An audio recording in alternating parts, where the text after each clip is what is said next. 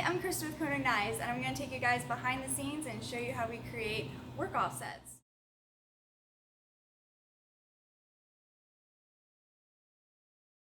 Every fixture in our shop that we use with the Pearson work holding system is designed and programmed to have the origin or the zero in the very center of our fixture. And this is a general rule that we use in the shop to eliminate any confusion. So let's go ahead and find our X and Y coordinates using the Renishaw probe. So let's go ahead and find our X and Y. And to do that, I'm going to go to VPS, down to probing, select work offsets, and this brings us into the probing directory. And there's many different probing cycles that you can use, but for this fixture, we want to use rectangle block. Let's take a look at this graphic. This indicates that the probe needs to be brought to the approximate center of the fixture. First value that we're going to put in is going to be our work offset value. And we're going to be using work offset 54, but you need to check in your program and make sure that your work offset value matches the one in your program. Let's go down to X. This is asking for the length of the fixture, and our fixture is 16 inches. Y, or the width of the fixture, is 10 inches. Now we're going to look for the Z value. When I jog the probe, I'm going to bring it about 300 thou above the fixture. And when I hit cycle start, it's going to wrap it over and feed down to the value that I put in here, which I'm going to put -1 inch. Alright, we're all set. Let's go ahead and jog the probe above the fixture.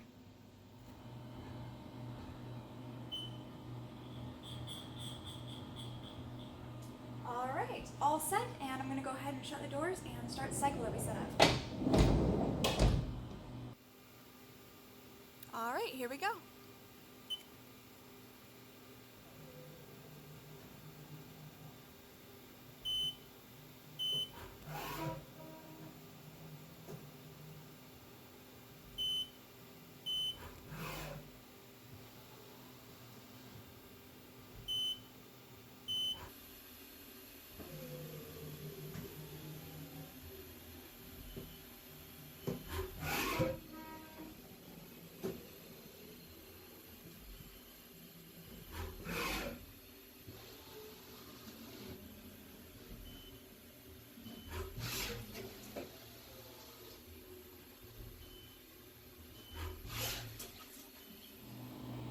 Alright, so now we found our X and Y, and now the last thing we need to do is find our Z. And there's a couple ways that you can do this. You can either touch off the pallet itself and add the thickness of your part into your Z work offset, or you can touch off the part itself and make that your Z. And that's what I'm going to do here today. Alright, so we found our X and Y, and now we need to find our Z.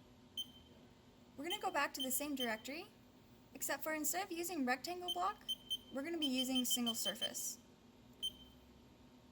Now you want to make sure that your work offset is the same. And let's come down to Z. The value that you set for Z needs to be greater than the distance from the probe to the part we're touching off of. For example, the probe is 300 thou above the part, so I'm going to set my value to -400 thou. Alright, we're all set. Let's begin the cycle.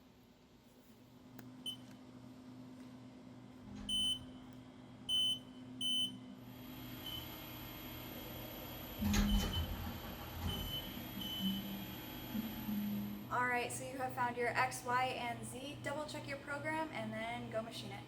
Thank you guys.